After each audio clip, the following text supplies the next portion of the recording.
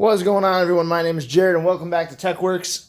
I know it's been a while since I have uploaded, and I'm sorry for that. Like I said before, I had started a new job and am getting used to my new schedule. But I am back again after a week break to talk about the Pixel 3 XL. So I know I haven't done much other than Pixel stuff right now, but that is obviously what I have in my hand, what is new and exciting to me. So this is what we're going to talk about. So it's been about 2 weeks now since I pretty much purged myself of Apple products and went full in on Pixel, Android again as a whole, and tried to break away from the old habits. And you know what? Everything has worked out pretty well.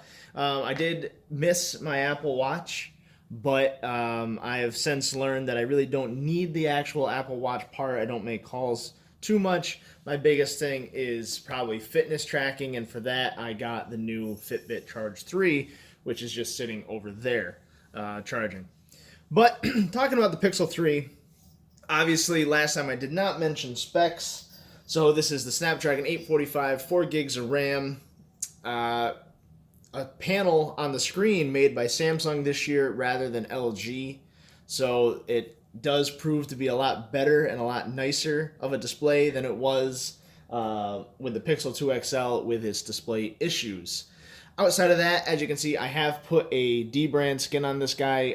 The two-tone soft glass is absolutely awesome. I love it. But at the same time, I didn't want to scratch it, so I did put the white carbon D-brand on it just to give it a little bit more scratch protection, seeing as many people demonstrated it is pretty easy to scratch. But the white carbon does make the clearly white Pixel even that much more white, and you can actually see it is a little whiter if you look at the SIM card tray than the actual Pixel color. So the Pixel color is kind of cooler.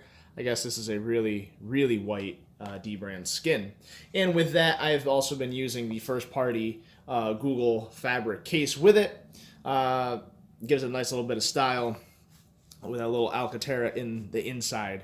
But enough about that stuff. I also have used the Pixel stand for charging, which I will say does work really nice, albeit having some issues with ambient notifications.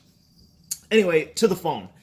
So a lot of people have been calling the Pixel 3 XL the iPhone of Android right now, and I do tend to agree with them in the idea that it's Google's vision and it's Google's OS merged together perfectly with the software and the hardware. It's exactly what Apple does with iOS. That is also why they have such a good continuity between all their devices, is because they have sole control.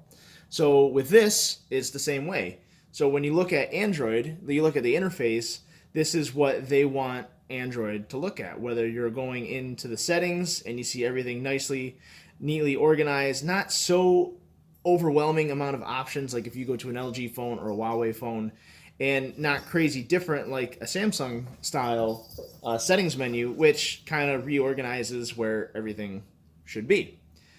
You have obviously all the first-party Google apps, the Android messages, the Google Dialer, Google Chrome, Play Store. Google Photos is your go-to photo app. You don't have another sort of photo viewer unless you do it through like File Manager or something. And obviously everything else that goes with it, Google Calendar, Google Play Music, you have your Google Now feed. Over here, of course, you have Google Assistant, and you have the squeeze feature for that too. So it is Google's vision, and no one puts this software and hardware together quite like they do.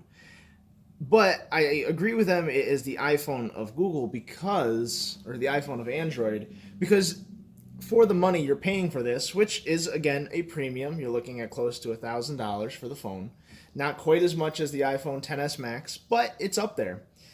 You also could buy the Samsung Note 9, and if the Huawei Mate 20 was in the US, you could potentially buy that also, which has a lot of different more features. You know, the Note 9 has the S Pen, more RAM, more storage, expandable memory, you know, a whole slew of other options, little more unique features to the device. You do have the slower notifications, or not slower updates, as well as Samsung-like things, the Samsung experience, as they call it now.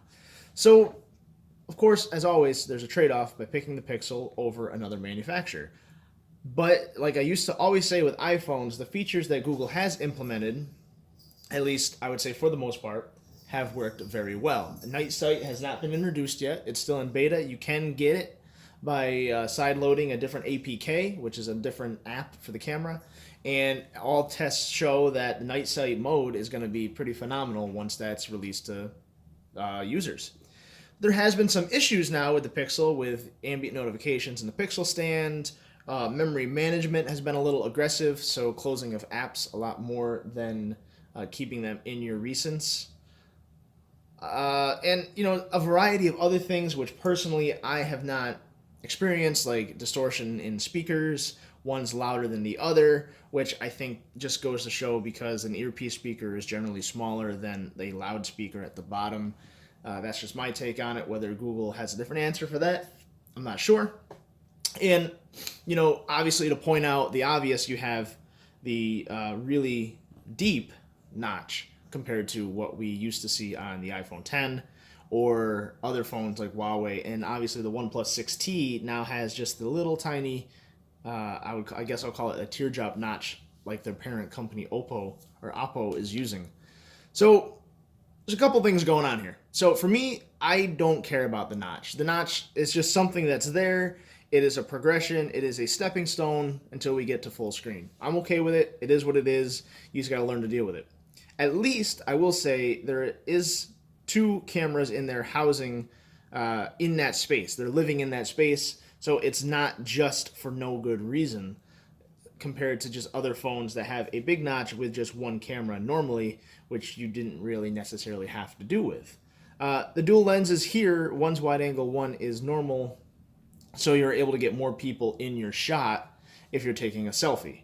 So if you're looking back up at the camera, I'll switch the camera around, you'll see me. Obviously, if you zoom out, you get a full wide angle shot, and you can, of course, zoom in from there. That's why that is there. You also have a whole slew of features in the camera app.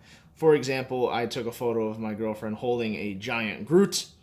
They have different things where obviously you have motion photo, which is similar to Apple's live photos. There is also picking what your best shot is. So what that does is it'll take a few frames before and after the shot and allow you to pick which one might be the best. Say maybe the subject blinked or did something that didn't make the photo look great. You also have Google Lens, which could analyze the photo and possibly bring up anything. Looks like a toy, which they're pretty right. It is a stuffed Groot. But let's say this is protein that's at my job. And let's see if we Google Lens it, what will come up. It brings up Swig Chocolate Whey, which is exactly what it is. So that is really cool. You can snap a photo and then analyze it later. Or you could go right in the app, swipe all the way over to Lens, and have it analyze right from the rip. So you hold steady, it'll search. It'll still search. Who knows, maybe it won't work on this. Tap the dot for results. Comes up with the Pixel product line. So, it is pretty accurate. No, it did not necessarily come up with the case, but it did prove to find some information. I don't know if it'll pick up the laptop. Might pick up the logo. Let's try that. No, it's saying that that's a coffee table. So obviously there is room for improvement with Lens, and since the Google Pixel 2, it has obviously improved, and they're integrating it into more and more aspects of the phone. Not like Bixby, where it's just kind of hanging out standalone by itself. You can get to it from the camera app, but it's not certainly not as, I think, fleshed out as Google Lens. Now, one of the features which I think is absolutely amazing is this call screening feature, which is on the Google Dialer for the Pixel 3 XL. People have ported it to the 2, but basically what happens, and I would love to have a third phone here to call you and let you see it, is you get a call. It's going to say, would you like to answer, screen, or decline? And if you hit screen, basically Google Assistant answers saying they're using a call screening services. Please state why you're calling. I have blocked so many spam people in the past week by doing that, and I haven't even had to talk to them, which is great. Even robo-dialing, things like that, it'll still translate it at the best of its ability. It's not perfect, and go from there. And you can call or block. You can then pick up the phone, ask for more information. I tested it with my girlfriend, and I kept just having Google Assistant prompt to gain more and more information about why she was calling. So you can dive deeper, or you can literally just screen the call and say yes or no, I want to pick it up. I myself have found this camera to be super competent in pretty much every shooting scenario. And what I'm going to say about this camera, which again I will say is kind of reminiscing of iPhone, is that Pixel's camera may not be the best for every single shooting scenario.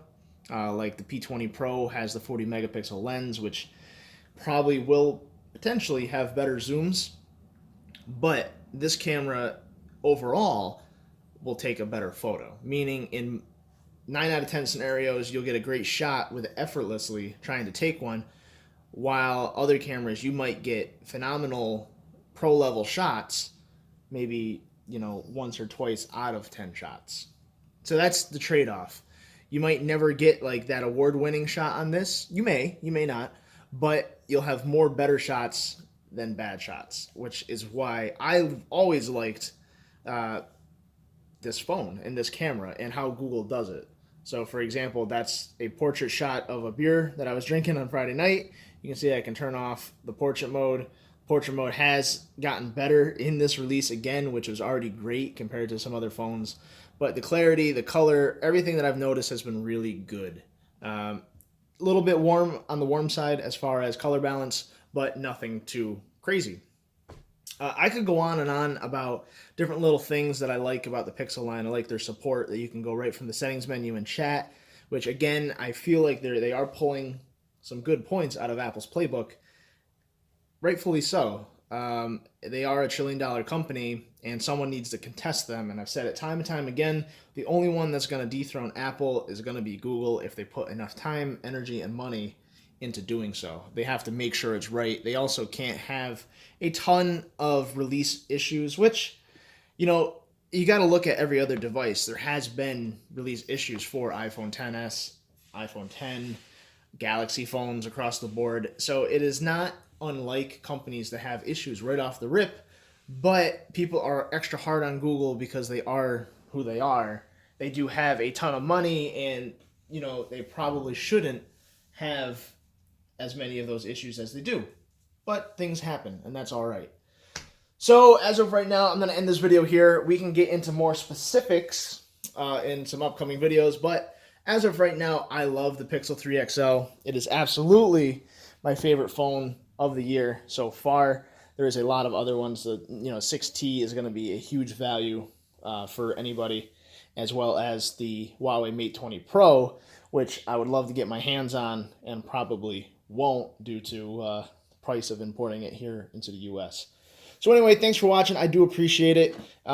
If you like this video, don't forget to like, and if you want to see more videos, drop a subscribe. It is my official 1-year anniversary here on YouTube, so thank you very much, everyone. I appreciate it, and I will see you all in the next video.